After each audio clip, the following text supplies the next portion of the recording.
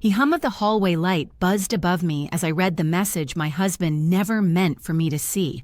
Still, I kept my breath steady, tracing the screen with a fingertip instead of screaming. As the buzzing deepened, it felt like it was drilling straight through the lie we'd been living. While I stood there, the light flicker matched the shake in my hands, yet my mind went calm.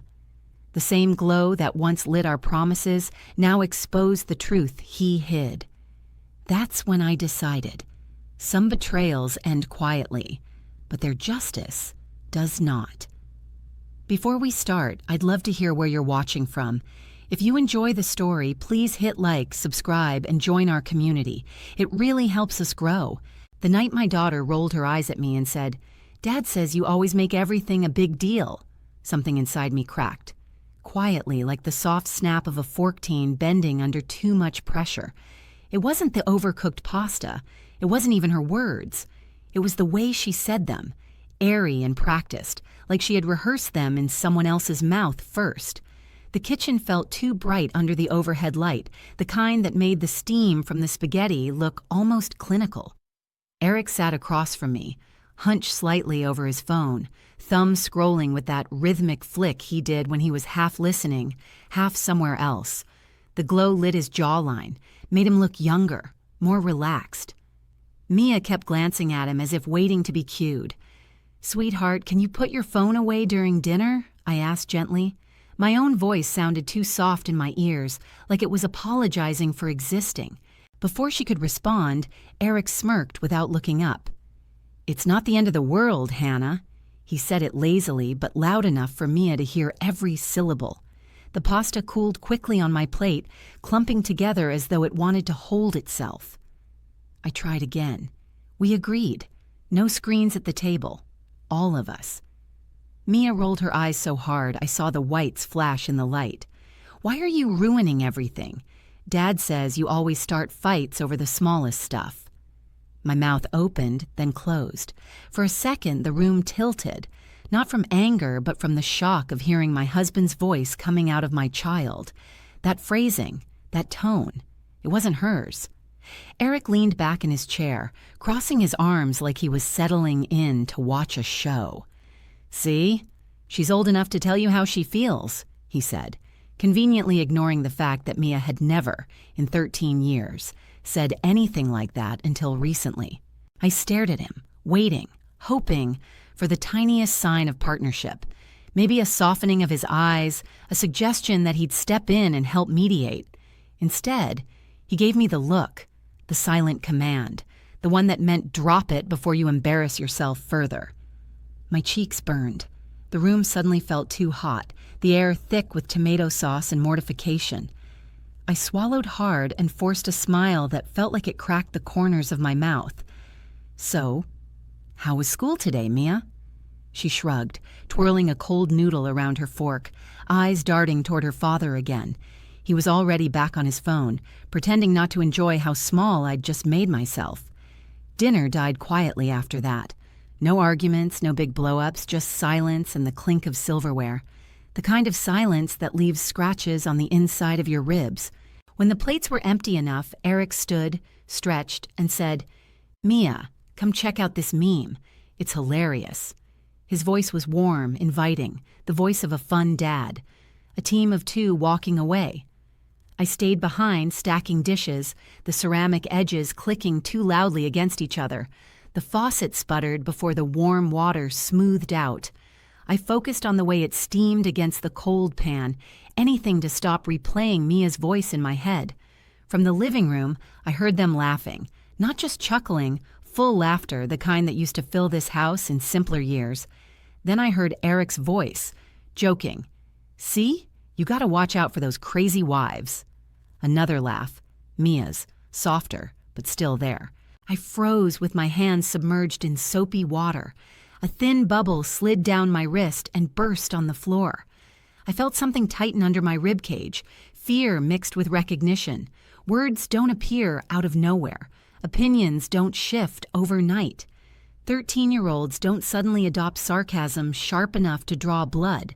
Someone was feeding her lines, And for the first time, instead of brushing it off, instead of telling myself I was imagining things, I made a quiet decision as the drain gurgled. I was going to start paying attention. Really paying attention. Because something in my home had shifted, and it wasn't just the pasta cooling on our plates. When I asked for the Netflix password, and Eric replied, "You don't need to know every single login," something in me sank, slow, heavy, like a stone dropping into dark water. It wasn't about streaming, it was about trust, or rather, the fact that I didn't seem to have any left. We were on the couch that evening, the living room lit only by the TV and the cool blue of his laptop screen. The muffled roar of a basketball game echoed faintly, sneakers squeaking, commentators shouting names I didn't recognize. Eric had one arm draped across the back of the couch, fingers tapping on his laptop trackpad in quick bursts. He was barely watching either screen. He just liked the noise. I sat beside him with my tablet balanced on my knee, trying to log into our family account so Mia could watch a movie upstairs. The tablet screen reflected my own face back at me, tired eyes, hair pulled into a messy bun that kept slipping. "Hey," I said lightly, "what's the Netflix password again?" His shoulders stiffened before his face did. It was such a small movement, but after more than a decade with him, I didn't miss things like that. "I changed everything recently," he said without looking up. "Security stuff." "Oh." I waited. "So? What is it?" He finally glanced at me, jaw tight. "I don't want too many people having access. It complicates things." I blinked. "Too many people? It's just us." "Exactly." He went back to his laptop as if that explained anything at all. My stomach pinched with that small, familiar humiliation, the kind that didn't bruise skin, but bruised something deeper. I tried to keep my voice even. "Okay, but Mia wanted to watch something in her room. I can't log her in." "She can watch downstairs," he said. "Or you can pick something for her. It's not a big deal." Except it was. Everything lately was becoming a big deal when I asked for it, and no deal at all when he wanted something. I hesitated before speaking again. "I also noticed the banking app password changed," he snorted, the kind of laugh people give toddlers doing something silly. "You hate looking at that stuff anyway." "No, I don't." My voice came out small, embarrassingly soft. "I used to manage budgets at the firm, remember? For someone else's money," he said, finally closing his laptop and patting my knee like I was a pet who'd fetched the wrong toy. "I've got the big numbers handled." Heat crawled up my neck. I hated when he talked to me like that, like I was lucky he let me sit beside him, like asking about our finances was an inconvenience. "Eric, Hannah." He cut me off. "Drop it." The game swelled louder in that exact moment. A buzzer, the crowd erupting, drowning out whatever protest I was about to make. He grabbed the remote, turned the volume up even more, essentially suffocating the conversation. I went quiet. Quiet was easier. Quiet didn't spark arguments. Quiet was what he preferred. But quiet didn't stop the knot in my chest. A few days later at the grocery store, reality tapped me harder than I was ready for. We were buying basics, milk, eggs, cereal, and the cashier read the total in a bored tone. I swiped my card. The machine beeped. Declined in bold red letters. "Oh," I murmured, flushing hot. "Let me try again." It declined again. People in line shifted, sighing.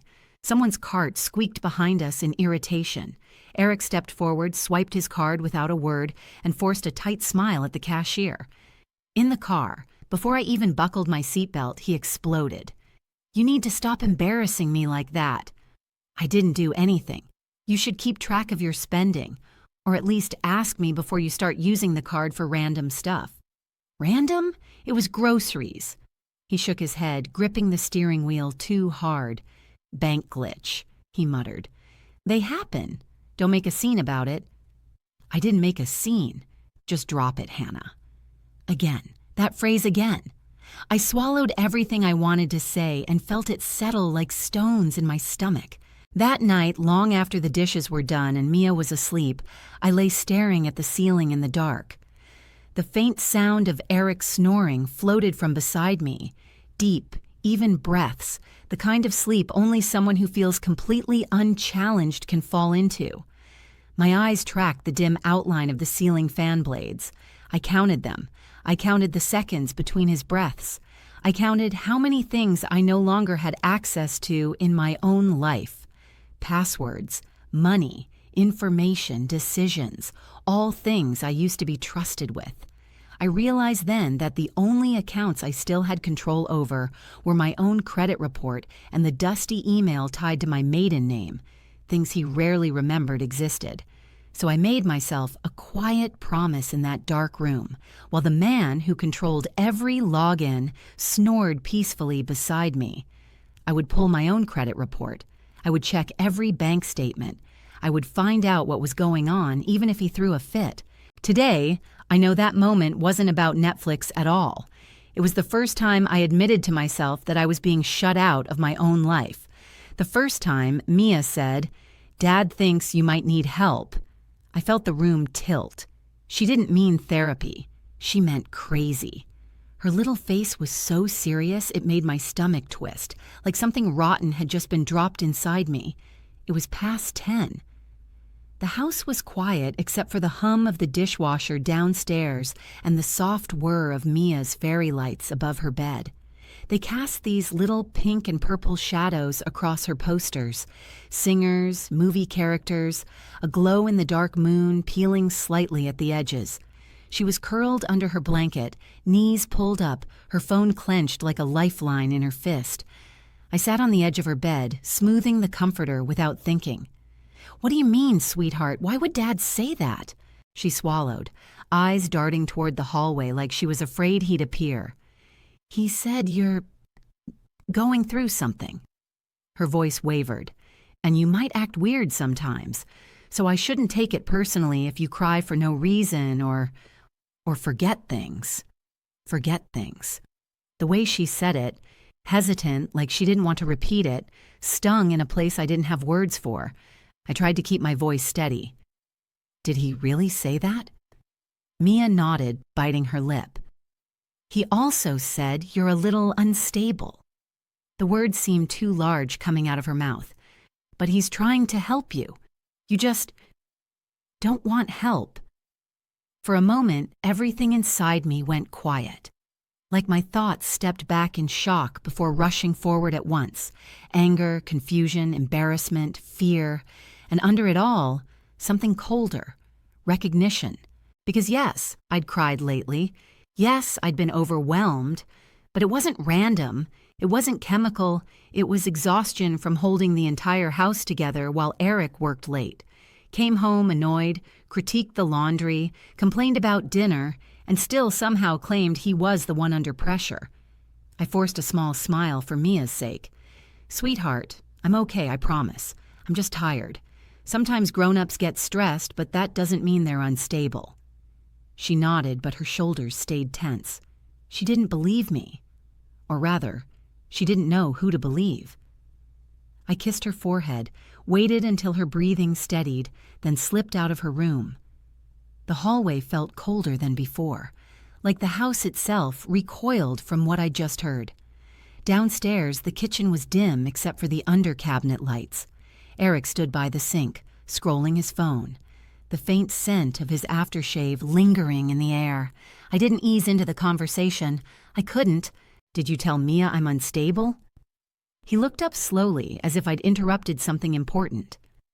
"I told her you've been stressed," he said, "because you have." "That's not what she heard." He shrugged, rinsing his glass. "I'm worried about you snapping at her. You've been emotional." I was trying to explain it so she doesn't feel blamed. "I don't snap at her," I said, heat rising in my chest, "and telling her I'm unstable is not support." He shut off the faucet with unnecessary force. "God, Hannah, you're overreacting. Again, this is exactly what I'm talking about." The word "again" hit me like a slap. He kept going, voice rising with each sentence. "You twist things. You make drama out of everything. I can't even talk to you without you proving my point." I felt myself shrinking, like he was pressing his palm against the top of my head and pushing me down. My throat closed. The kitchen tile felt freezing under my feet. I couldn't think past the pounding in my ears. So I did what I always did when things got too hot to hold. I shut down. I turned around, walked upstairs without another word, and crawled into bed, still shaking. Eric climbed in beside me 20 minutes later, sighing loudly as he pulled the blankets toward his side. Within minutes, he was asleep, breathing deep and even, completely untouched by the chaos he'd left in my chest. I lay on my back, staring at the ceiling, the faint glow of my phone reflecting off my fingers. I typed quietly, each word like a confession. Child coached against parent. What does it look like? Gaslighting signs, spouse. Custody cases, emotional manipulation. Article after article loaded, each one more chilling than the last. Women describing almost the exact conversations, the exact phrases, the subtle character assassinations that didn't look like abuse from the outside. And as I scrolled through their stories written by strangers who felt like mirrors, I felt something icy settle in my stomach. This wasn't just a rough patch. This wasn't just miscommunication. This wasn't even just cruelty. This looked like groundwork, carefully laid, strategic. Today I understand that I wasn't imagining the shift. I was witnessing the opening moves of a plan I wasn't supposed to see. The day I found the manila envelope in his briefcase, the one labeled Custody Strategy, Lewis vs. Lewis, the world didn't explode. It just tilted, quietly, like a picture frame slipping off a nail before it hits the floor. The shower was running upstairs, the pipes knocking in that familiar, uneven rhythm. Steam drifted faintly down the stairwell, carrying the scent of his eucalyptus body wash. On the dining table, his briefcase sat open, papers spilling out the way they did when he was rushing and assumed I'd clean up after him. I was only trying to clear space so Mia could do her homework. That was it. One small movement that changed everything. I reached for a stack of loose documents, meaning to gather them into a neat pile, when I saw a tab sticking out of a manila folder, a tab with my own last name typed on it, Lewis v. Lewis. For a split second, my brain refused to process what I was looking at. I thought maybe it was sample paperwork from a training at his job, maybe something for a friend, anything that wasn't what it looked like. My hand hovered. Then, shaking, I pulled the folder out. The first page hit me like a shove. Draft petition for divorce. Petitioner, Eric Lewis. Respondent, Hannah Lewis. Filed by him. Against me. And dated 3 weeks ago. I read the first paragraph and felt the air punch out of my lungs. Emotional instability. Unpredictable behavior. Potential risk factors for the child. It was like seeing my personality rewritten by someone who hated me, a version of myself that didn't exist, except in the story he'd been planting, little by little, in our daughter's head. My eyes blurred as I flipped pages. Printouts of texts where I'd snapped after a long day, cropped strategically so my exhaustion looked like hysteria. Screenshots of late-night messages where I vented because I felt alone. Stripped of context, they read like confessions from someone unraveling. Each image was dated, labeled, highlighted. Evidence. Manufactured evidence. Beneath those pages were typed notes from a consultation with some attorney I'd never even heard of. A polished downtown firm with gold lettering and glass doors. Bullet points leapt off the page. Document Hannah's outbursts, increase Mia's overnights with Dad notify school about concerns. Establish pattern of instability. I pressed my palm to my mouth. The room suddenly felt too bright, the overhead lights stabbing down like interrogation lamps. My chest tightened so sharply I had to sit. I turned another page, an email draft to his parents. Hannah's been unsafe behind the wheel lately. She forgets bills, I'm worried she's slipping. I don't know how to tell her she needs help. Lies. All of it. But believable lies. The kind they would swallow whole because they already thought I was soft and too emotional. The kind that would turn me into a liability in their eyes. a problem to be managed. My pulse thudded in my ears. The shower upstairs clicked off. Pipes groaned. Footsteps shifted. Panic jolted through me. I scrambled to gather the papers in the exact order they'd been in, sliding the folder back into the briefcase, smoothing the edges so nothing looked touched. My hands were shaking so badly the zipper caught twice before closing. Then I walked into the kitchen on autopilot, feet numb against the tile. The smell of coffee grounds still sat in the trash can. Mia's half-finished drawing was on the fridge. Everything looked normal, absolutely normal, as if my entire life wasn't being dismantled quietly on a dining table. I gripped the counter because my knees wobbled. My heart was pounding so hard it felt like someone knocking violently from inside my chest. A whisper slipped out before I even realized I'd spoken. He's already divorcing me in his head. And worse, he was already taking my daughter there with him. In that moment, I knew something with absolute clarity. I couldn't handle this alone. Whatever story he was building, whatever trap he was laying, I needed help. Real help. Before he filed those papers for real.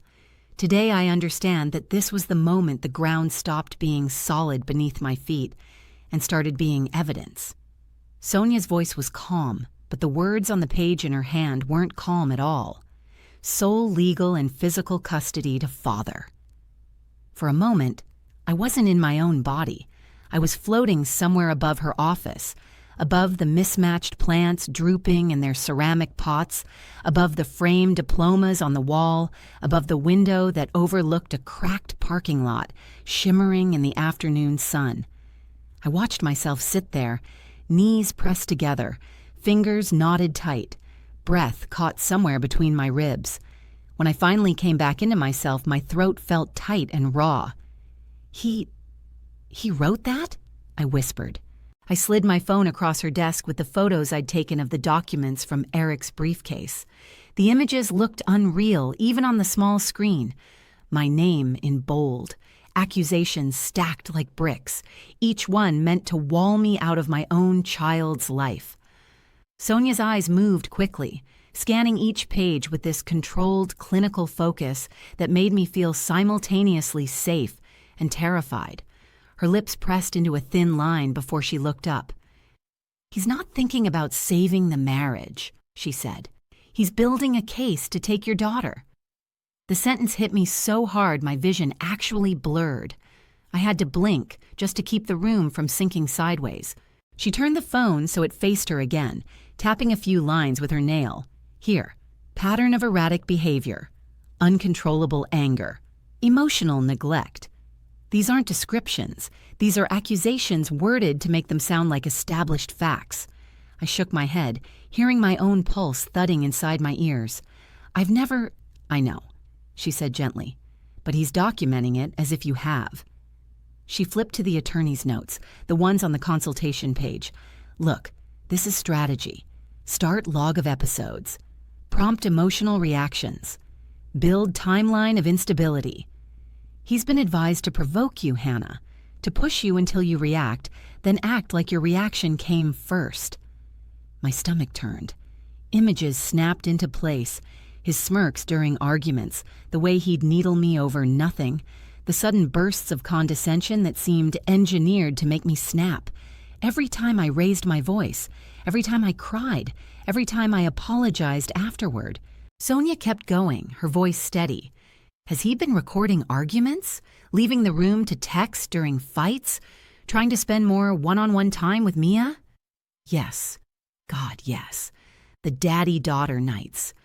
The whispered conversations in hallways. The teacher mentioning he'd checked in about stress at home I supposedly caused. How did I not see it? I whispered. She didn't answer that. Instead, she scrolled to the next page, and that's when I saw it.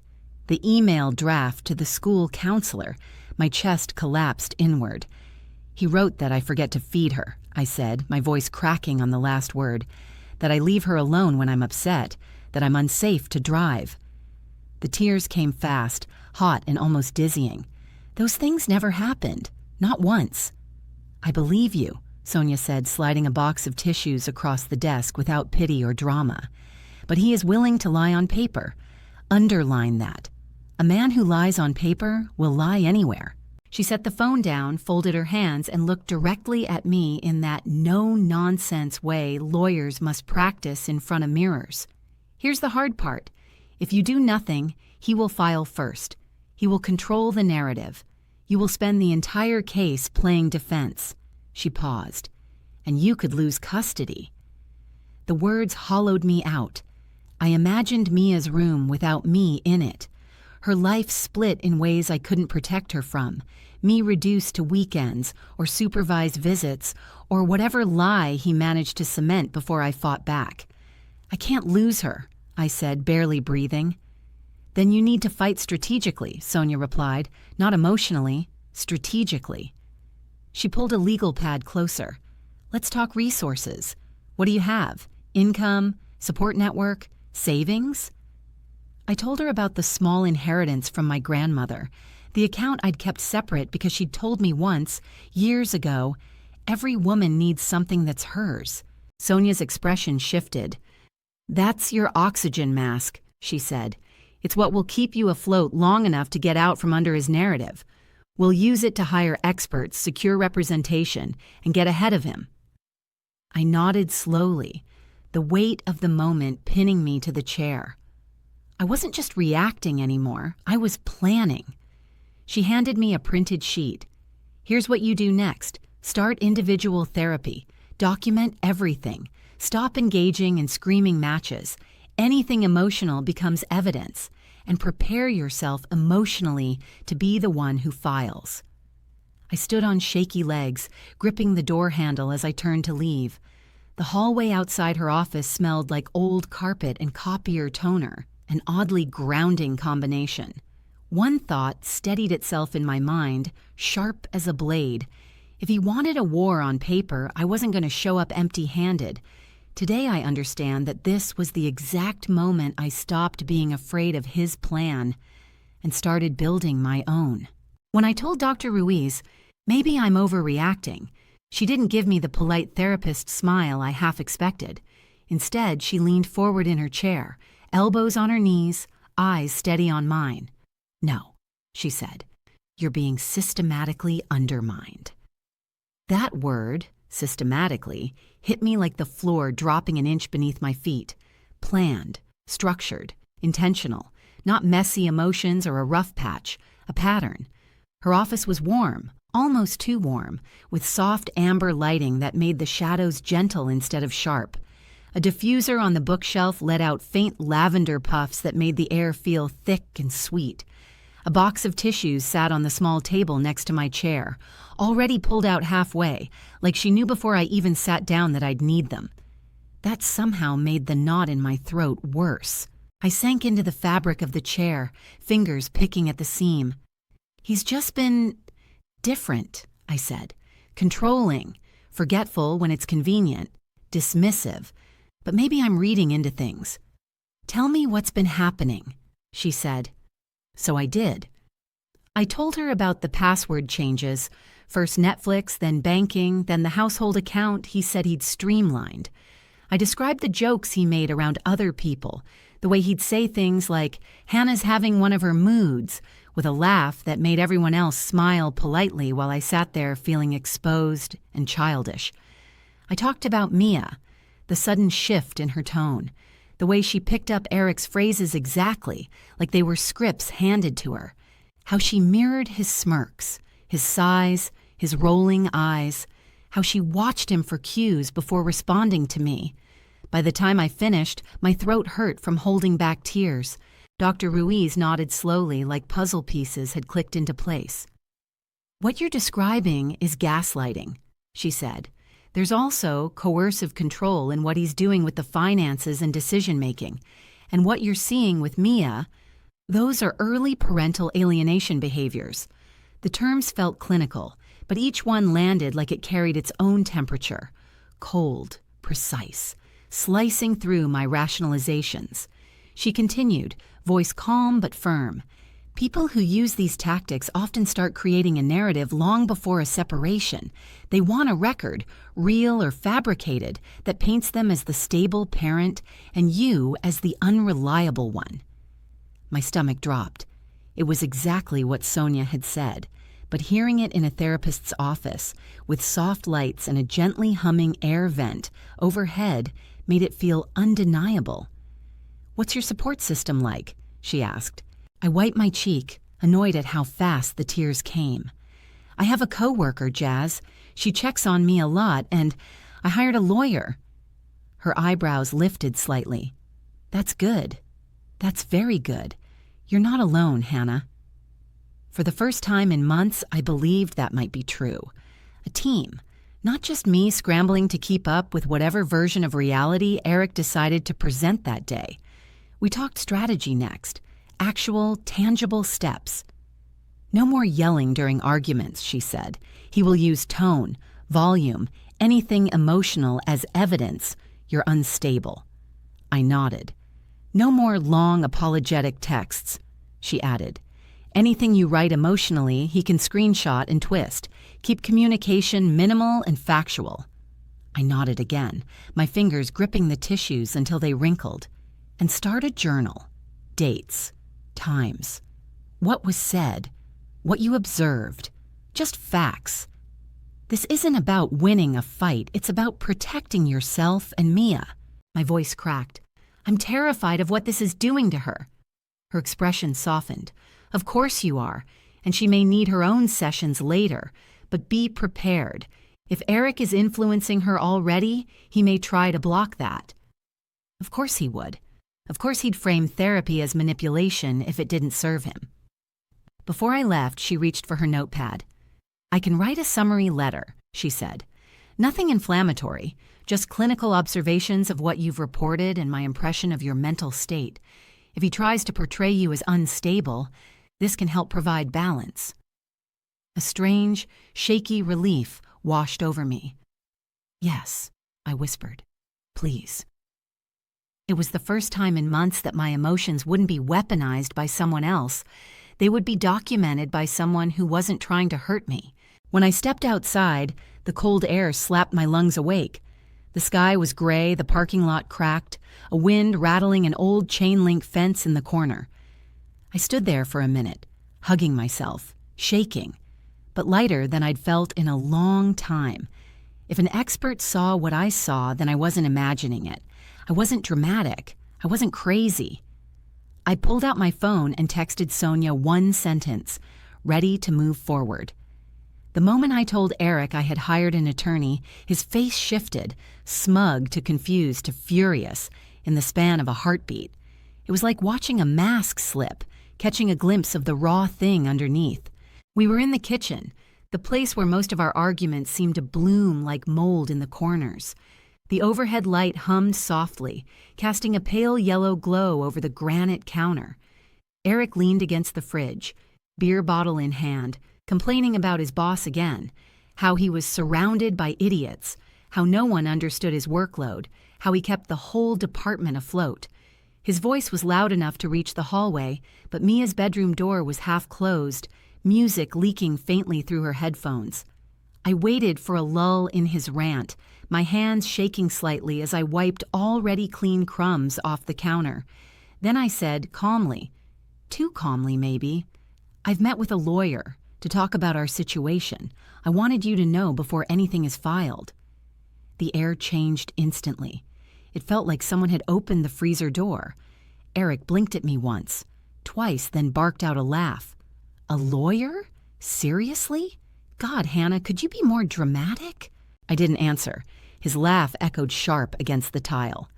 "So you're really going to waste money whining to some stranger?" he said, taking a slow sip of beer. "What's next?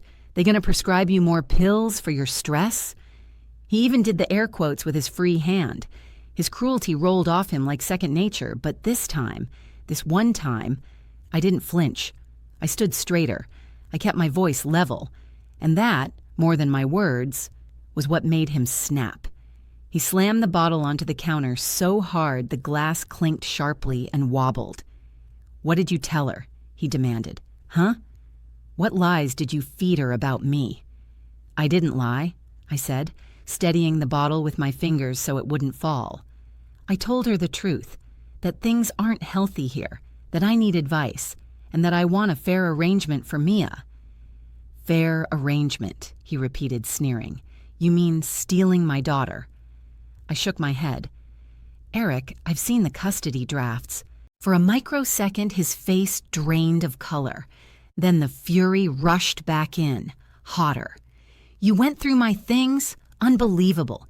If you'd worked on yourself instead of spying on me, maybe we wouldn't be here. There it was, the pivot blame, the classic twist of the knife. Me defending myself, somehow my fault, me catching him, somehow evidence of my untrustworthiness. My voice came out tired. I just want stability for Mia, and for myself. He stared at me with this icy contempt I'd never seen so clearly before. You're going to regret this, he muttered, pushing past me hard enough to clip my shoulder.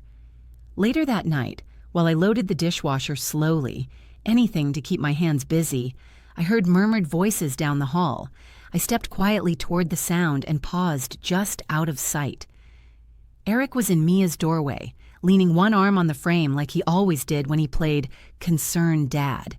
Mom wants to take you away from me, he whispered. She's trying to make me look bad. I'm fighting to keep you safe, okay? But you need to be strong. My breath froze. My fingertips went numb. He wasn't even hiding it anymore. He was weaponizing her fear, twisting my legal self-defense into a villain story he could star in as the hero. I wanted to step in. I wanted to shout. But Dr. Ruiz's voice echoed in my mind. No yelling. No emotion he can use. Document. Stay steady. So I walked back to the sink, breathing through my teeth until the ache in my chest dulled. That night, after Eric was asleep, I lay in bed with my phone low under the covers, the faint glow lighting my blanket like a small tent. I opened a secure notes app Sonia had recommended and began typing. Dates, times, words he'd said, the way he'd twisted things with Mia. My hands still shook, but the act of writing steadied something inside me. I sent a copy to Sonia for safekeeping. I didn't know it then, not fully, but I wasn't the only one taking notes in that house. Someone else, quieter and younger, had already started recording the truth, too. Today I understand that this was the night the balance shifted, just a hair, but enough for me to finally stop feeling outnumbered. The first time I saw Mia flinch when her father called her name, the sound was small, just a quick intake of breath, a twitch of her shoulders. But it gutted me. In that instant, I realized he wasn't just using her as a pawn against me. He was turning on her, too, and she was starting to feel it. It was a rainy Saturday, the kind where the sky felt heavy enough to press down on the roof. The gutters gurgled, the windows fogged at the corners. Mia sat at the dining table, hunched over her math homework, pencil tapping restlessly. Her phone lay upside down next to her, screen dark, like even it knew to stay quiet today. Eric paced behind her, beer bottle in hand, though it wasn't even noon. His footsteps were sharp, agitated. He kept glancing at his own phone, jaw flexing every time the screen lit up. I'd heard the tone of his boss's emails before, short, clipped, filled with urgent and need this fixed ASAP. But today, something in Eric's pacing felt more dangerous. Not outwardly explosive, just simmering. "Hey, Mia," he said suddenly. His voice was too casual, too controlled. "Come here for a second." She looked up, confused. "Right now, I'm almost done." "Come here," he repeated, firmer. She flinched, just a tiny movement, a tremor in her shoulders. Then she stood, tucking her hands into her hoodie pocket, and followed him into the living room. I stayed in the kitchen, pretending to wash dishes even though the sink was empty except for a lone fork. The faucet ran quietly, but not loud enough to drown out their voices. His tone dropped low, the fake soft one he used when he wanted something he didn't want anyone else to hear. "You know you want to live with me, right?" he murmured. My hands froze under the warm water. A beat. Then, "If the judge asks, you tell them you're scared when Mom yells." I gripped the edge of the sink so tight my knuckles whitened. Mia's voice came through faintly. "But Mom doesn't hit me." "It's not just about hitting," he snapped, the softness evaporating. "It's about who's stable. Do you want to bounce back and forth like a suitcase?" I felt the blood rush to my face. I turned off the faucet, dried my hands slowly, then stepped into the doorway like I hadn't been listening. "Everything okay in here?" I asked. Eric stiffened instantly. His whole body seemed to click into its public mode, smile a little too big, posture a little too relaxed. "Yeah," he said brightly. "We were just talking about vacation ideas." Mia kept her eyes down, her hands dug deeper into her hoodie pocket.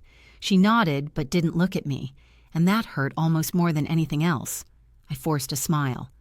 "Okay, just checking." The tension lingered in the air even as I walked away, the kind that clings to your clothes, your hair, your lungs. Hours later, after dinner, and after Eric retreated to the bedroom with another beer, to watch something in peace, I passed Mia's room on my way to grab laundry. Her door was cracked just enough for me to see her on the floor, back against her bed, knees pulled up. Headphones covered her ears. Her phone was in her hands, but she wasn't scrolling. She was recording. Her face was pale, eyes wet. Tears slipped down silently, leaving thin streaks on her cheeks. She whispered something into the phone, too soft to catch, then stopped the recording quickly when she noticed me standing there. She shoved the phone under her pillow and wiped her eyes fast. "Sorry," she said, voice small. "I was just doing something. I didn't ask. I didn't push. Pushing was what Eric did. Instead, I sat on the edge of her bed, smoothing her tangled hair back from her forehead. "I love you," I whispered, "more than any court or schedule or anything your dad or I are dealing with. I love you." She nodded, leaning into my hand. "I know," she whispered back, but her eyes looked older than 13, older and heavier, like she'd been carrying something too big for too long. I kissed her forehead and tucked her in, even though she hadn't asked. She closed her eyes, but her breathing stayed uneven for a long time. As I turned off the light, I caught one last glimpse of her face, determined, hurt, and thinking hard. A quiet decision was forming behind her eyes, one I didn't understand yet. Today I know that moment wasn't just fear, it was bravery taking shape. Bravery she would turn into evidence the world couldn't ignore. The moment Mia stood up at my divorce hearing, her small hand reaching into her pocket, her voice barely above a whisper as she asked, "Can I show you something?" The courtroom went so silent I could hear my own heartbeat echo off the wood-paneled walls. The family courtroom smelled faintly of old paper and lemon polish, the kind of scent that clings to buildings where too many lives have been dissected. Everything felt amplified, the scrape of a chair being pulled back, the soft shuffle of files, the faint buzz of the fluorescent lights overhead. Eric stood at his table in a perfectly pressed navy suit, hair slicked back, looking like a walking advertisement for responsible fatherhood. He kept adjusting his tie in these quick, sharp movements, pretending he wasn't watching me out of the corner of his eye. I sat beside Sonia, palms damp, my foot tapping lightly against the floor no matter how many times I tried to stop. Mia sat beside the guardian ad litem, Marcus, her hands folded neatly in her lap, her face pale but composed. Eric's lawyer started strong, as expected. He painted Eric as the stable parent, the grounded one, the structured one, the responsible one. "Mr. Lewis has maintained consistent employment," he said, flipping a binder open with theatrical precision. "He has taken steps to monitor the challenging behaviors of his spouse. He is deeply concerned about the child's emotional well-being." He had printouts of school emails, cherry-picked text messages, and a binder so full of paper it could have doubled as a brick. Every page was curated, cropped, weaponized. Then it was our turn. Sonia stood slowly, deliberate, calm, the kind of calm that belongs to someone who knows panicking is for amateurs. She presented Dr. Ruiz's letter, concise, factual, clinical. She handed over my therapy logs, my consistent work schedule, my documented efforts to avoid conflict. She countered the instability narrative with quiet precision, using facts instead of theatrics. But I could see Judge Harper, mid-50s, sharp eyes behind rectangular glasses, taking everything in and weighing it carefully.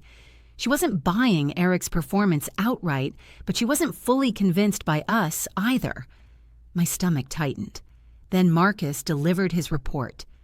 "Mia appears anxious," he said, glancing at her gently. "She expresses loyalty to both parents, though at times parrots concerns voiced by her father.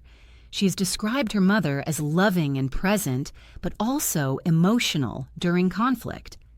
He cleared his throat. "I recommend shared custody at this time, with a slight preference toward the father due to perceived stability." Perceived. A single word that felt like a brick dropped into my gut. I stared at my hands, nails digging into my palms. Sonia leaned toward me, whispering, "Stay calm. Things can still shift." Then Judge Harper asked, "Does the child wish to say anything?" My head jerked up. Mia's eyes flicked to me, fear, guilt, and something steely swirling inside them. She nodded once, almost imperceptibly, then stood. Her hands trembled as she held up her phone. She faced the judge, voice thin but steady. "Dad told me not to tell you this," she said, "but I recorded it because it felt wrong." Eric's head snapped toward her, eyes wide. "Mia," the judge raised a hand. "Mr. Lewis, do not interrupt your daughter." Mia took a shaky breath. "Can I play it?" she asked the bailiff, then the judge. Judge Harper nodded, curiosity sharpening her expression. "Proceed." Mia tapped the screen. The room filled with crackly audio, filtered through the small speaker but unmistakably clear. Eric's voice, manipulative, coaxing, then sharp, poured into the courtroom like poison. "You know you want to live with me, right? If the judge asks, say you're scared when Mom yells.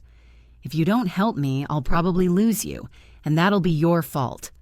A laugh, one I recognized, mocking me. "Your mom cries like a crazy person. They'll believe it." Then, God.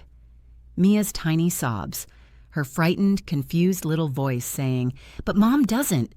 I covered my mouth, chest heaving. I wanted to run to her, hug her, shield her, but I couldn't move. No one could. The audio ended. Silence fell so heavy, it felt like the whole room bowed under the weight of it. Eric's face went pale, then flushed an angry, blotchy red. "This is taken out of context," he sputtered. She doesn't understand. I was emotional. It wasn't." Judge Harper's expression hardened so visibly, it was like watching a bolt slide into place. Marcus scribbled notes so fast his pen scratched across the paper. Sonia didn't move at all. She just let the truth settle. Mia wiped her cheeks with the back of her hand. "I don't want to lie about my mom," she whispered. "I just want both parents. But I don't want to be scared into choosing." In that moment, the entire energy of the room shifted. Power, real power, moved away from Eric, the man who had spent months scripting a false narrative, and settled firmly in the hands of the child he underestimated. Today I understand that this was the moment the story he tried to write collapsed, and the truth finally got a microphone. The hallway outside the courtroom felt colder than the courtroom itself, like the building exhaled everything it had been holding in. The door had barely swung shut behind us when Eric leaned in close, eyes sharp and wild, and hissed, "You turned her against me." His breath smelled faintly of coffee and mint, but underneath it was something sour, panic. And for the first time, I realized he still didn't understand. Mia hadn't turned against him. She had finally turned toward herself. Just minutes earlier, Judge Harper had ordered a recess after the recording played. Her voice had been firm, almost clipped, as she instructed Marcus to revisit his recommendations and address the concerning behavior displayed by the father on the audio. The courtroom erupted into hushed murmurs and rustling papers as everyone filed out, lawyers whispering to clients, clerks stacking folders, the bailiff opening doors with deliberate slowness. Now we were in one of the side hallways that always smell the same in government buildings. Old coffee soaked into carpet fibers, floor polish that never quite covers the scent of age, and printer toner lingering like a ghost. Eric cornered me near a water fountain, planting a hand against the wall beside my shoulder as if claiming the space. "You made her do that," he yelled, his voice jagged. "You had her record me. You coached her." I stepped back until my spine brushed the cool tile. "I didn't know about the video," I said quietly. "She made her own choice." "Bullshit." His face twisted. "A 13-year-old doesn't plan something like that on her own. You put her up to it. You—" He choked off the sentence, but the anger in his eyes finished it for him. I swallowed. "Maybe give her credit for thinking for herself." He scoffed loudly enough that a passing intern glanced over nervously. "Oh, right. Because she suddenly turned into some mastermind. No, someone coached her." His voice sharpened. "This is exactly the kind of manipulation I've been telling everyone about." My pulse spiked, but before I could answer, Sonia stepped between us like she'd been waiting for her cue. "Mr. Lewis," she said calmly, "you're in a courthouse. Your behavior is being observed. I suggest you step back." Her tone wasn't loud, but it cut cleaner than anything I could have said. Eric dropped his hand from the wall, but didn't step far. He muttered, low enough for only us to hear, "I'll never forgive you for using her like this." The irony was so thick, it felt like a fog, but I didn't respond. I'd learned better. Sonia guided me toward the waiting area, her hand hovering near my elbow but not quite touching. We passed a bulletin board with outdated posters about mediation programs and parenting classes, things that suddenly felt much more relevant. Mia sat on one of the vinyl chairs between Marcus and an empty seat, clutching her phone like it was something alive she needed to protect. Her legs swung nervously under the chair, her sneaker toes scuffed the floor. I sat beside her, unsure if I had the right to touch her after what she'd just done. Something so brave it still made my heart shake. "I'm so sorry," I whispered. "I should have realized sooner how much pressure he was putting on you." Mia leaned gently into my shoulder, her voice small but steady. "I didn't want to get you in trouble," she said, "but I didn't want to lie either." My throat closed, heat stinging behind my eyes. I brushed her hair back from her temple, the familiar softness grounding me. "You didn't get me in trouble," I whispered. "You told the truth. That's different." After the recess, we filed back into the courtroom. The atmosphere felt changed, charged. The judge's posture was straighter. Eric's was tighter. Marcus held a revised report in his hands, pages slightly crumpled at the edges from being rewritten in a hurry. He cleared his throat. "In light of the new information," he said, "I recommend primary physical custody to the mother, with the father's time initially supervised and contingent upon completion of parenting courses and individual therapy." Eric's lawyer blinked like someone had just slapped him with a wet folder. He scrambled to his feet. "Your Honor, we request a continuance to review this new—" "Granted," quickly. But the tone in the room had shifted undeniably. As we gathered our things, Eric sat stiffly, eyes burning into the table as if he could set it on fire. He looked less like the confident, wronged parent he'd arrived as that morning, and more like someone the court now watched with suspicion. In the hallway, as we walked toward the elevator, Sonia leaned in just enough for me to hear her say, "Now we negotiate on our terms." Today I understand that this was the moment the ground finally tilted under him instead of me. The aftershock that signaled everything was about to change. The evaluator's report landed in my inbox like a second gavel. Quiet, digital, but heavy enough to make my hands shake. For the first time, someone besides me and my daughter called his behavior what it really was: manipulative and harmful. Seeing those words in an official document felt like oxygen entering a room I didn't realize had been suffocating me. But the report didn't come out of nowhere. It came after weeks of Marcus, our court-appointed evaluator, peeling Eric's mask off piece by piece. Those weeks crawled and sprinted at the same time. Marcus visited my apartment first, my tiny rented place with secondhand furniture and mismatched plates. The air smelled faintly of lemon cleaner and the lavender candle Mia picked out. He sat on the couch taking notes while Mia did homework at the table, legs swinging, humming quietly. She talked freely about school, about the new art project she liked, about how she felt more relaxed here. Marcus watched her body language, the way her shoulders stayed low instead of tense, the way she didn't flinch when I said her name. He noticed everything. Then he went to Eric's house, the house Eric insisted on keeping because judges like stability. I wasn't there, of course, but Mia told me enough afterward. She said the house felt loud, even when no one was speaking. Eric hovered, commented on everything. "You're late," he told her when she walked in, even though she was early. "Your mom forget to remind you again?" "She's unreliable, sweetheart. I'm the one who plans things." Marcus took notes. He asked follow-up questions. He didn't miss the way Mia's fingers fidgeted with her sleeves or how she kept glancing toward the door as if checking for exits. He reviewed texts between Eric and Mia, ones she gave permission to share, texts I'd never seen, texts that made my stomach curdle. "You know the judge will ask you who you want to live with. Don't disappoint me. Your mom is making this harder. She always does. If you choose her, I won't have a place in your life. Is that what you want?" Lines lifted straight from courtroom dramas or bad custody thrillers. Manipulation dressed up as fatherly concern. Marcus also reviewed everything I documented: therapy logs, work records, schedules, messages where I talked to Mia about homework or dinner or how much I loved her. Not a single message bad-mouthing Eric, even during the worst weeks. I had wanted to, God knows. But Dr. Ruiz and Sonia kept telling me, "Take the high road. The court will see the difference." And now it did. The day the report became official, Sonia called me with a tone that was both tired and triumphant. "You need to read it," she said. "He didn't hold back." I opened the file, and there it was in black and white.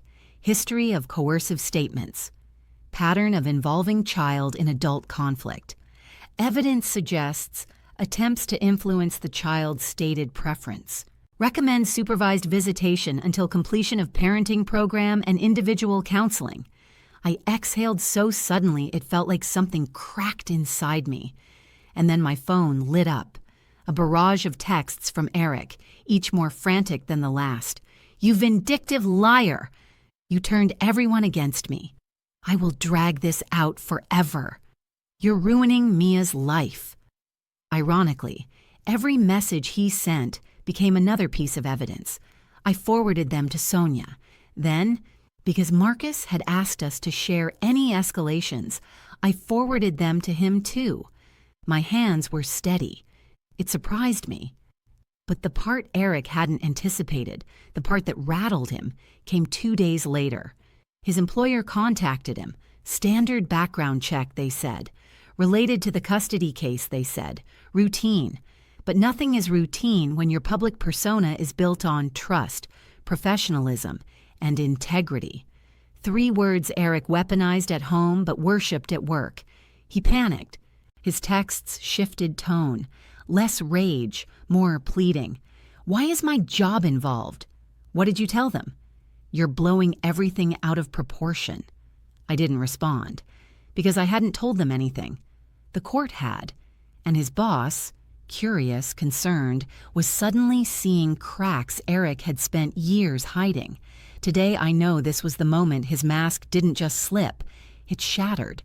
And all I had to do was stand still and let the truth speak louder than him. The mediation room felt nothing like a battlefield, but my body reacted as if it were one. Every muscle alert, my pulse sharp and steady. Stale air pressed against my skin, the fluorescent lights overhead flickering just enough to make the edges of the table look harsher. 2 dented carafes of coffee sat cooling in the corner, like even they had given up trying to stay warm in this place. Eric sat across from me with his lawyer, the same suit he'd worn to the last hearing, now slightly wrinkled at the collar. His leg bounced under the table, the only sign he wasn't as composed as he pretended. Sonia sat to my right, calm as always, her legal pad open and ready. I realized, sitting there, that something inside me had shifted. I wasn't clinging to our family anymore. I was clinging to myself, and that felt stronger. The mediator, a woman in her 60s with reading glasses dangling from a chain, cleared her throat and asked if we were ready to begin. Eric's lawyer spoke first, sliding a folder forward with unnecessary ceremony.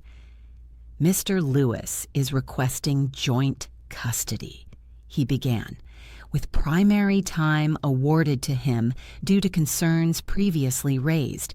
He would also like to retain the family home. Child support would not be appropriate given the financial burdens he has assumed. It was almost impressive how smoothly he delivered demands that now sounded delusional. Sonia didn't even blink. "Given the evaluator's report," she said, "and the recording introduced at the hearing, these requests aren't realistic." She slid our own proposal forward. "Here's what we're offering." Her voice remained soft, but the room seemed to tilt toward her words. Primary physical custody to me. Joint legal custody, with conditions. Supervised parenting time for Eric until he completes the mandated classes and counseling. Child support calculated by state guidelines. The house sold or refinanced, with my fair share protected. Eric scoffed so loudly the mediator looked up sharply. "This is ridiculous," he muttered. "She's taking everything, and you're just letting her?" He turned to his lawyer. "You said we had a chance." His lawyer didn't look at him. He didn't look at anyone for a moment, actually. Just rubbed his forehead and exhaled. Then, quietly, he said, "Given the current evidence, going to trial could result in even stricter limits, Eric, including restricted visitation. This is the best outcome you're likely to get." Eric's head snapped toward him, betrayal etched in every line of his face. Then he looked at me, sharp, wounded, furious. "You've destroyed my relationship with my daughter," he whisper-yelled, leaning forward so only I could hear the hatred tucked inside the words. For once, the old instinct, to apologize, to soften, to repair, never even flickered. I met his eyes and said, "You did that when you made her keep your secrets." The mediator's eyebrows rose slightly. Sonia didn't move, but I felt the air between us shift. Eric leaned back like he'd been slapped. Minutes passed, though they felt like hours, while he argued in circles with his lawyer, insisting the court had overreacted, that Mia misunderstood, that I had set him up. But every protest hit a wall of facts he couldn't outrun. Finally, with a clenched jaw and an audible huff of breath, he grabbed the pen. The sound of it scratching across the paper, the signature he never imagined he'd be forced to give, felt louder than the building's old HVAC system rumbling above us. He pushed the documents back across the table without looking at them again. "Fine," he muttered. "I hope you're happy." Happiness wasn't the feeling that rose in my chest. Not yet, but relief. Relief poured in like water into dry soil. When we stepped out into the hallway, Sonia handed me the settlement packet. The pages felt heavier than paper should, warm from her hands. "You did well," she said. "Really well." I nodded, though I wasn't sure I believed it. My legs felt shaky, my breath uneven. But my center, the part of me he used to knock off balance with a single glare, held steady. As we walked toward the elevator, the lights seemed less harsh. The air seemed less stale. I wasn't naive. I knew nothing about this had been a perfect win. But for the first time in years, I hadn't lost myself trying to hold together something that was already broken. Today I know that not losing myself was the victory I needed most. A few months after the settlement, I woke up to a screenshot from Jazz, Eric's latest Facebook rant. A full paragraph in all caps about biased courts, parental alienation, and a lying ex-wife who weaponized a child. He'd attached a moody selfie in his car, eyes red, jaw locked, trying to look like a man wronged by the universe. But the detail that caught my eye wasn't his rage. It was the numbers. Barely any likes. 2 comments, both from distant acquaintances. And notably, his parents hadn't shared it. It was the first time I saw his audience shrinking. The settlement had become final the week before. The court order spelled everything out in dry legal language: supervised visits, mandatory parenting classes, periodic check-ins.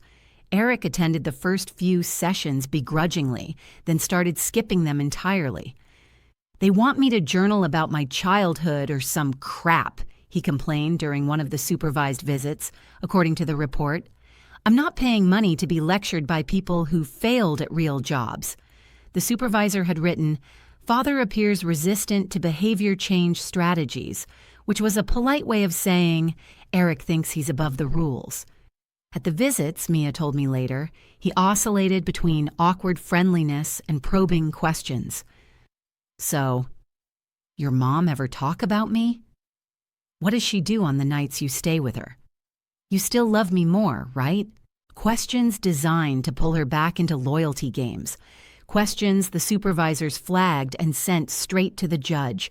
Each report was like another thin layer peeling off the persona he'd tried so hard to maintain. Meanwhile, trouble brewed at his job. The home security company, his pride and joy, the job he said made him the stable parent, began hearing whispers about the courtroom incident. In his industry, reputation mattered as much as sales numbers. Trust and safety were literally the brand. And someone who'd been caught pressuring his own child to lie didn't exactly scream trustworthy. First came a quiet demotion, then fewer responsibilities.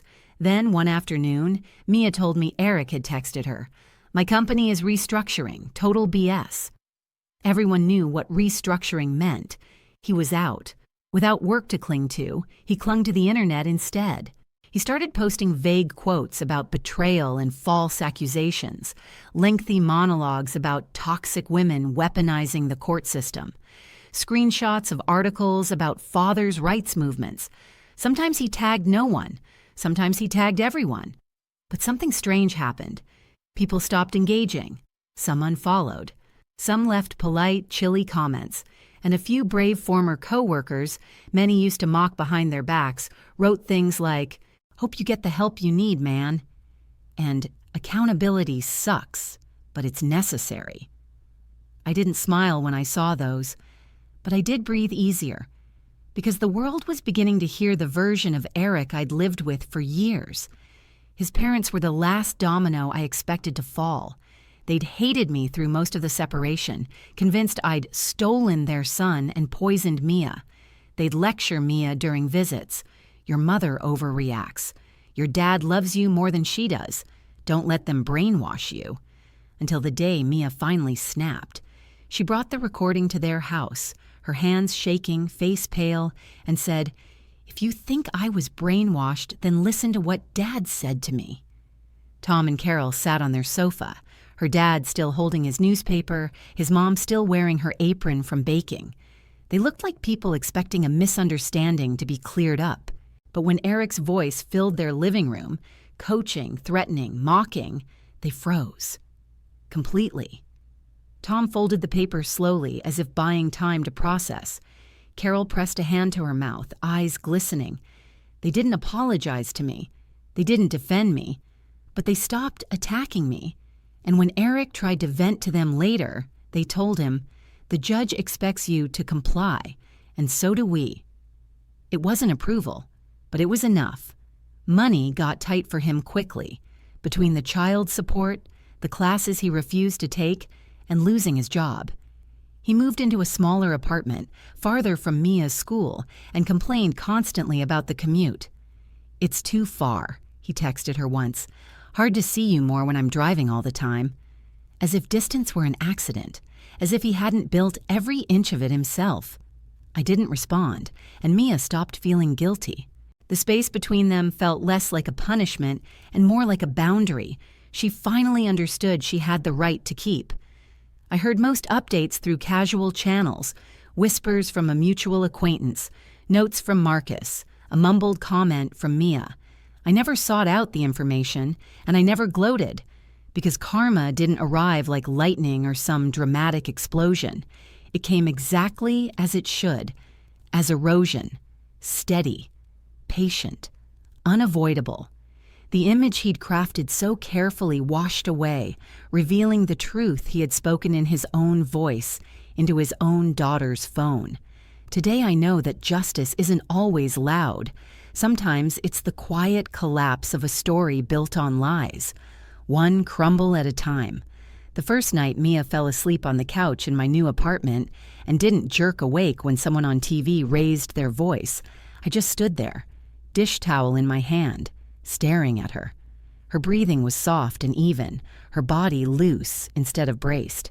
That was when I realized our bodies finally believed we were safe. The apartment was small, smaller than anything I'd lived in as an adult, but it held a warmth the old house never had. The second-hand couch sagged a little in the middle. The thrifted dining table wobbled unless you placed the placemats just right, and the fairy lights Mia insisted on stringing around the front window glowed a soft gold against the evening dark. The air smelled like candle wax and leftover Thai takeout, not pressure, not walking on eggshells dread, just life. I turned off the TV and draped a blanket over her shoulders. Her hair had fallen across her cheek, and I brushed it back gently, my fingers lingering just a second because I could, because she didn't tense anymore when someone reached toward her. I stood there longer than I meant to, watching the rise and fall of her chest, realizing how long it had been since either of us had slept without listening for footsteps or tone changes or doors slamming. We built new routines quickly, almost without trying. Pizza and movie Fridays on that sagging couch, Sunday walks around the lake near the library, sometimes talking, sometimes quiet. A shared digital calendar that wasn't a negotiation or a battleground, just two people coordinating their lives because they wanted to. I picked up more bookkeeping clients. Some found me through local Facebook groups, others came from referrals by Sonia or Dr. Ruiz, supportive women who understood what a lifeline stable work could be. I'd sit at the little thrifted table with my laptop, the soft hum of the fridge in the background, the smell of Mia's hot chocolate drifting over from the kitchen. For the first time, the money I earned didn't vanish into a shared account I wasn't allowed to access. It didn't evaporate into excuses or disappear under business expenses. It went toward a future I controlled, a future I could see. Mia started seeing Dr. Ruiz too. I remember sitting in the waiting room the first day, my knee bouncing nonstop, convinced she'd come out angry or confused or upset with me. Instead, she hugged me, quickly, shyly, and said, "She's nice." The sessions helped her untangle things I didn't know were knotted inside her. The difference between love and obligation, between fear and loyalty, between a parent's voice and her own. She still saw Eric during supervised visits. She still loved him, and I didn't want that to change. But she no longer swallowed his narratives whole. She questioned. She paused. She set boundaries without even realizing that's what she was doing. It was painful to watch sometimes, like seeing her shed a skin she didn't know she'd been forced into. But it was freeing, too. I joined a support group for women who'd left high-conflict relationships. The first meeting was in a church basement that smelled like old hymnals and powdered creamer. I remember listening to stories that sounded like mine told in different voices, whispered, bitter, trembling, determined. And as I listened, I realized how close I'd come to losing my role in my own child's life. Not because I was unfit, but because I believed I had no power. The more I spoke, the more I understood the truth. I had been surviving. Now I was rebuilding. One evening, after dinner, pasta from a box, garlic bread from the freezer, nothing fancy, I was rinsing plates at the sink while Mia wiped down the counters. The kitchen window was cracked open, letting in the faint smell of rain on pavement, cool and earthy. Without looking up, she said, "I'm glad we're here. Just us." I turned off the faucet. "Yeah?" I asked softly. She nodded, still wiping the counter in slow circles. "It's quieter in my head now." My throat tightened. I walked over, took the damp cloth from her hand, and pulled her into a hug. She melted into me, arms wrapped tight. "I'm glad to," I whispered, swallowing the tears that rose hard and fast. So glad. Today I know that safety isn't just a place. It's a feeling that slowly returns when the noise finally stops and you realize you can hear your own voice again. At my divorce hearing, my daughter played a video that saved us. Now, months later, the file sits buried in a password-protected folder on an old phone in my nightstand, and we haven't opened it once. Somehow, that feels like the real victory. Not the court order, not the settlement, not even the supervised visits. The victory is forgetting it exists. It's late, past midnight, and I'm sitting at the small kitchen table in my apartment, the one that rocks slightly if you lean too hard on the left side. The glow from my laptop screen washes everything blue. My hands, the notebook beside me, the mug that says "paid in full." Jazz bought it for me when I made the last payment on the debt Eric left tangled in my name. I didn't think I'd ever laugh about something related to him, but that mug manages to make me smile every time I see it. Outside, the streetlight flickers pale orange against the blinds. Inside, the refrigerator hums, steady and grounding. The quiet in this home doesn't feel like tension waiting to break. It feels earned. Sometimes, when the night stretches long like this, I drift back to that courtroom. Not to punish myself, but because it still doesn't feel entirely real. I remember the scratching of pens as clerks took notes, the hum of the old AC unit rattling in the vent, the endless shuffle of paper, and then, most vividly, the sound of Eric's voice crackling through Mia's phone. The way his confident posture collapsed as his own words filled the speakers, echoing off polished wood, his mask slipping in front of strangers, his narrative falling apart in seconds, and her hand, God, her small hand gripping that phone, knuckles white, breath trembling, eyes flicking to me for courage she didn't know she already had. She chose truth over comfort, clarity over fear. It's still the bravest thing I've ever seen. Back then, I thought the video was the most powerful thing in the room. But now, sitting here with my funny mug in my quiet kitchen and my daughter asleep down the hall, I know better. The most powerful force that day wasn't a recording. It was a 13-year-old girl refusing to be the weapon in someone else's war. She chose to be a witness instead. I still worry about her, the way any mother would. We talk openly about boundaries, how you don't record people lightly, how it's not a habit but a last resort. We talk about fear, how terrifying it was for her to go against her dad.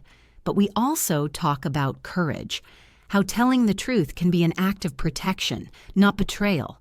Eric's voice lives forever in that video, a reminder of who he chose to be, not who he pretended to be, but our lives. Our lives are not frozen in that frame anymore. Mia is growing. She laughs easier. She sleeps deeper. She hums while she brushes her teeth again. I'm rebuilding, slow, steady, piece by piece, without someone rewriting reality under my feet. Our home is defined more by inside jokes and burnt but still good cookies than evidence or documentation. Sometimes, though, on nights when my chest tightens for reasons I can't name, I take out that old phone. I don't open the video. I just check the settings, make sure the backup is still secure, still intact, just in case. Then I put it away, close the drawer, turn off the kitchen light. We don't need to hit play anymore to remember what we survived. We're too busy living the part of the story that comes after.